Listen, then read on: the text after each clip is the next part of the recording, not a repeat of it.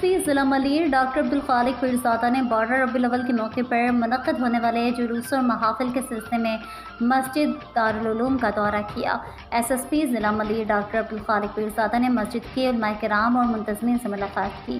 S P ضلع Malir doctor Abdul Khaliq Pirzada نے علماء کرام سے جلوسوں کے روٹس اور محافل کے انعقاد کے حوالے سے تفصیلی بریفنگ لی۔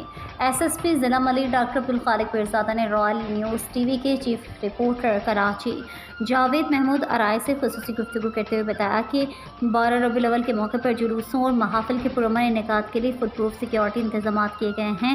ایس پی ضلع ملیر ڈاکٹر عبدالخالق پیرزادہ نے بتایا کہ محفل اور جلوسوں کے راستوں پر پولیس کی بھاری نفری تعینات ہوگی۔